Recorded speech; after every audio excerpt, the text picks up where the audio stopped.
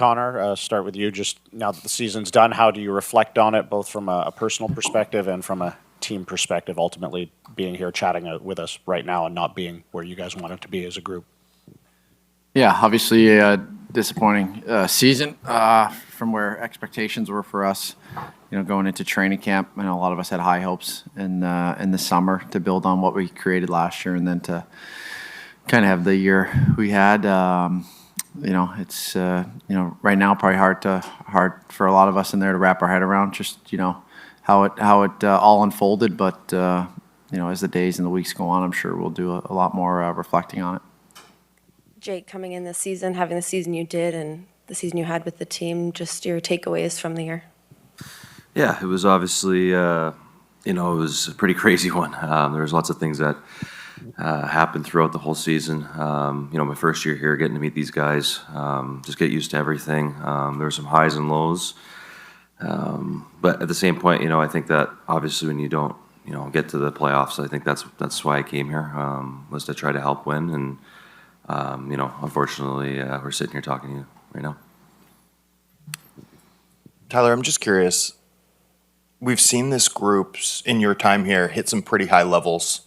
In multiple playoff runs or big stretches, 60 games under Bruce down the stretch where it seemed like you couldn't lose. And it seems like it's been difficult for this sort of group to sustain success or build off of it.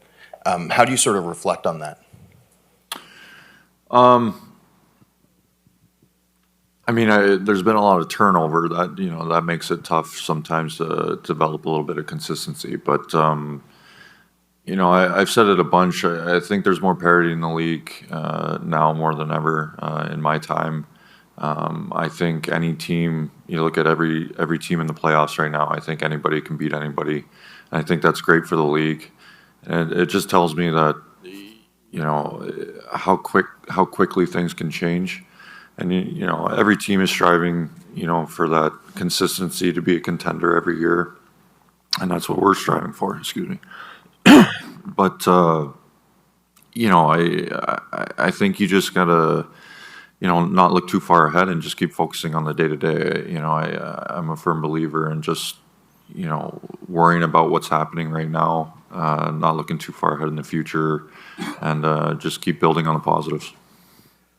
I asked this to Quinn earlier. I'll ask you as one of the leaders as well. All teams go through some level of adversity. What you guys went through in the first half of the season was a little different, with the the JTPD thing and all the drama that surrounded that, and ultimately led to a trade. As a leader, how tough was it to be in the middle of that and trying to help navigate the team through it? Well, yeah, it was tough. There's no denying that. A lot of different things went on, and at times it was difficult to handle. But on the flip side of it, I thought guys handled it pretty well. I think there's a lot of things we can take from what went on this year that you could look at it that it was encouraging the way guys handled it, and some of the adversity that happened and how we came out of it. So, I don't like to dwell too much on the negatives. I really think you gotta find the positives in different situations and build off of that. I think talking about the negatives and focusing on that is just wasted energy.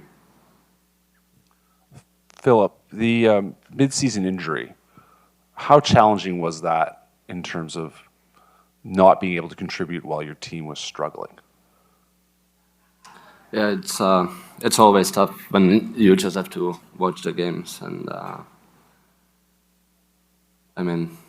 you always want to play, and yeah. Jake, for you, you've talked at various points in the year about wanting to have been more consistent and things like that, and probably difficult given the center ice position also moved around a little bit, and you lose one of the key centers and everything like that. Through it all, you still wind up leading the team in goals and and up there in terms of your career numbers. So, how do you characterize your season?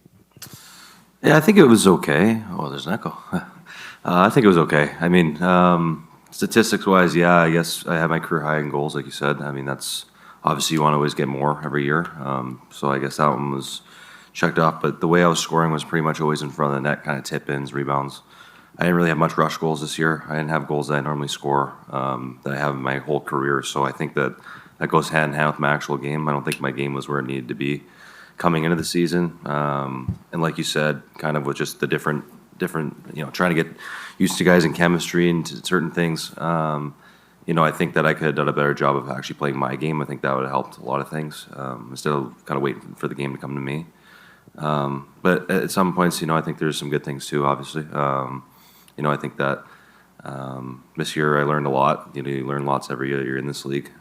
You think you see it all, and then things happen. But I think there's lots of positives to take away. I think there's a lot more. I have a lot more room to go. So I'm going to try to keep getting more goals.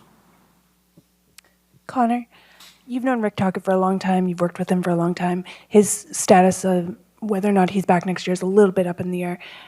What has he meant to you as a coach, and would you like to see him back here? Yeah, I mean, I feel like I've answered this a million times, but I had him when I was younger, and now I'm 29 with a family, so it's a different stage in my life and career, and he's kind of helped me through a lot of the stuff, obviously on the ice as a player, growing, and off the ice. So it means a lot to me as a person and a coach. Very grateful to have him as a 22-year-old and understanding the structure of the game and how to play the right way. And I think every player in the league wants to be a key player on a team that wins a cup or goes deep in the playoffs, not just a team that's at the bottom of the standing. So that's a big difference as a player, and he's one of the major reasons I was able to make that jump. Conor, this offseason, you're going to have the opportunity to negotiate your next contract, even though you're not a UFA till the end of next year. What are your thought process going into that, or are you going to play out the season on that expiring contract? Yeah, well, I don't negotiate. My agent does that, but that'll be all up to them. I just enjoy my summer. I love the city of Vancouver. I've been very grateful to play here for 4 seasons. But I signed 5. For a reason, so we got 1 more, and I just take it day by day, and that's up to people, not me. And speaking of summer, there's a couple of you have played at World Championships in the past. As for all of you, really, is anybody going to be going over to Worlds in Europe this year? Yeah. Obviously, I'm an American. I love my country, and anytime you get to represent your country, I think it's pretty special. I'm grateful to play the game for a living. So, obviously, love to be playing right now in the playoffs with this team, getting ready for it. But I'm going to go over and try to keep working at being a better player come May. I think it's a huge step in the process of being able to play later in the summer in big games. So, something I'll enjoy, and I'm looking forward to it. Anybody else? I haven't been invited yet, so. Yeah, same with him, I guess.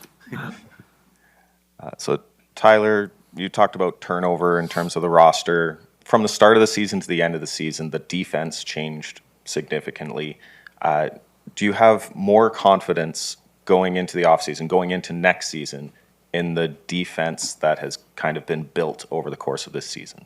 For sure. I think you look at our D-core, once the changes were made throughout this year, I think we've, the organization's done a great job.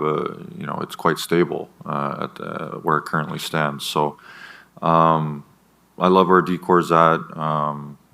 We feel like we're all on the same page with everything. So to have that going forward, it's encouraging for our group.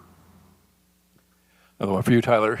When you're young and you miss the playoffs, you're probably not thrilled with things, but you think, hey, I'm going to have a long career and get lots of chances. When you get to the stage that you're at where you're not going to be able to play forever, is it more frustrating now, feeling like this was, an opportunity flushed? Yeah, for sure. You start getting to a certain age, you start thinking about that stuff more. And when you don't make it, it probably is that much more frustrating. I think as a young kid, you don't realize you might not get that many opportunities. So when you get a little older, you start to think about it more, and you think about it more the other way too. When you do get that opportunity, you're you know, you might feel a little bit more excited just because you are thinking about it.